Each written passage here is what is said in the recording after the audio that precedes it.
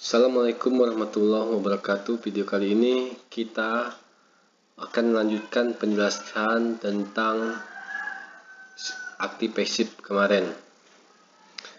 Ini salah satu tenses dari rumus aktif pasif kemarin, yaitu rumus simple present tense.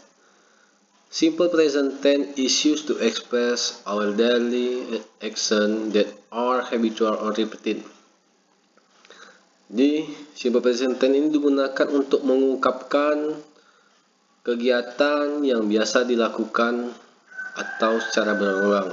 Maksudnya di sini, apabila kita ingin mengungkapkan kegiatan yang biasa kita lakukan atau kegiatan itu kita lakukan secara berulang, kita menggunakan rumus simple present tense. Jadi rumus simple present tense ini ada dua macam bentuknya. Yang pertama bentuk full verb, yang kedua dalam bentuk to be. Dalam bentuk full verb itu artinya menggunakan kata kerja. Kata kerja itu sesuatu yang dilakukan oleh anggota tubuh, itu yang dinamakan dengan kata kerja. Rumusnya dalam bentuk full verb yaitu subject plus verb 1 plus object plus adverb.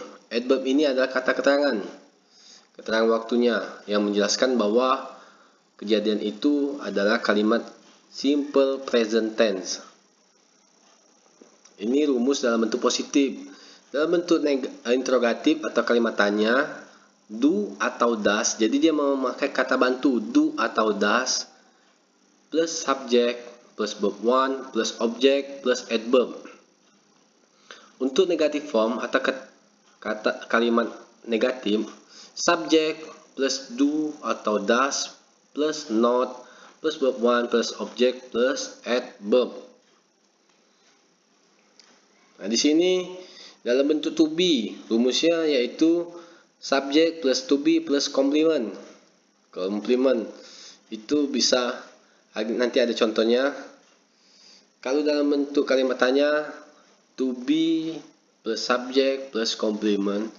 Negatif formnya subject plus to be plus not plus complement.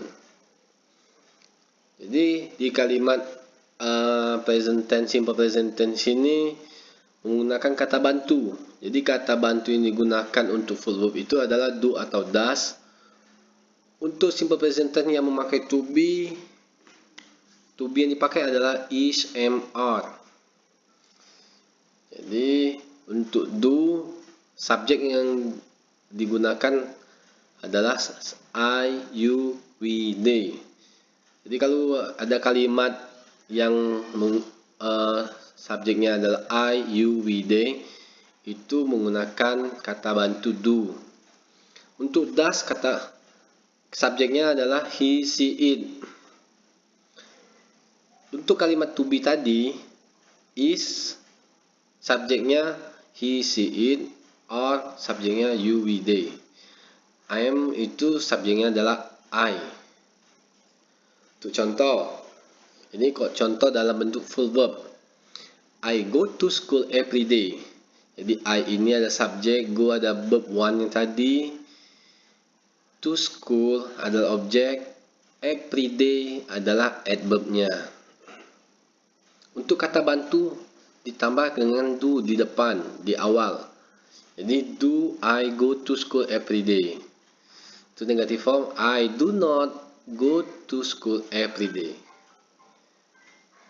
Untuk contoh dalam bentuk to be, I am a student of SMK PGRI Lubuk Linggau. Saya adalah seorang siswa di SMK PGRI Lubuk Linggau. Kalimat tanya, am I a student of SMK PGRI Lubuk Linggau? Negatif form, I am not a student of SMK PGRI. Untuk kalimat simple present yang menggunakan to be, itu digunakan ketika kita ingin membuatkan suatu pernyataan pada waktu sekarang atau saat ini, maka harus menggunakan simple present tense. Jadi kalau pernyataan itu masih berlaku pada saat ini, kita menggunakan simple present tense. Ini contohnya, saya adalah seorang siswa SMK PGRI. Berarti dia sekarang masih siswa SMK PGRI. Itulah kita menggunakan rumus simple present tense. Pada kata kerja verb simple present tense, apabila digunakan oleh subjek he, she, it, maka akan ada penambahan s atau es. Adapun kata yang dimaksud adalah kata kerja yang hurufnya berakhiran dengan huruf o, ch, sh, ss, dan x. Itu kalau subjeknya he, she, it, maka kata kerjanya harus ditambah dengan es. Selain dari itu, selain dari akhiran huruf ini, kata kerjanya hanya ditambahkan dengan s. Nah, contoh, go, karena hurufnya o menjadi goes, goose ya. Catch, karena berakhir dengan ch, jadi catch. Wash, karena berakhir dengan sh, jadi washes. Kiss, karena berakhir dengan sh, jadi kisses. Box, karena berakhir dengan s, jadi boxes. Pigs, jadi pigs. Itu. Untuk kata kerja verb yang berakhiran dengan huruf konsonan, plus ditambah dengan huruf y, hilangkan huruf y-nya dan ditambahkan dengan is. Nah, jadi kalau ada kata kerja yang akhiran hurufnya ada konsonan sebelum huruf y ini, huruf konsonan itu apa? Huruf mati. Kalau huruf vowel atau huruf hidup itu a, i, u, e, o.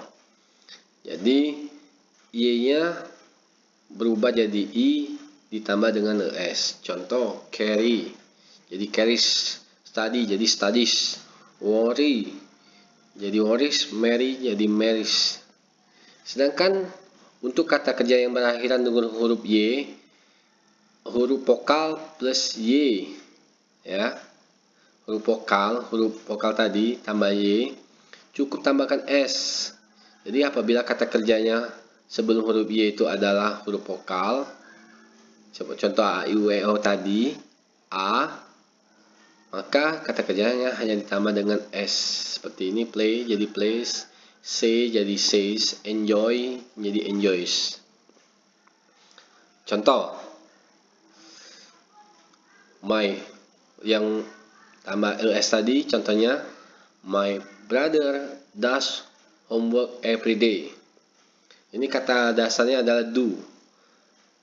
Adik laki-laki saya mengerjakan pekerjaan rumah setiap hari. Dalam bentuk kalimat tanya, does my brother, karena sudah dipakai di sini es-nya, kalimat kata kerja yang penambahan es tadi kembalikan ke kalimat awal, jadi do. Do homework every day.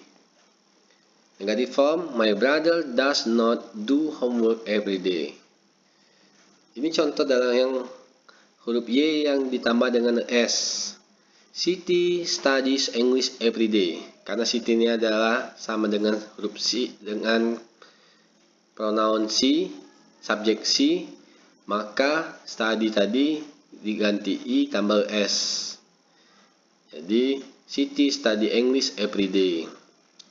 Kalimat tanyanya, does Siti, karena sudah dipakai di sini es-nya, does-nya sudah pakai kata bantu, maka kata kerjanya dikembalikan ke awal lagi. Jadi study English every day. Negative formnya, Siti does not study English every day. Itulah penjelasan tentang kalimat simple present tense. Terima kasih untuk sudah menonton video ini. Apabila video ini sangat bermanfaat bagi kalian, tolong di subscribe biar kita bisa lanjut ke video berikutnya. Terima kasih. Wassalamualaikum warahmatullahi wabarakatuh.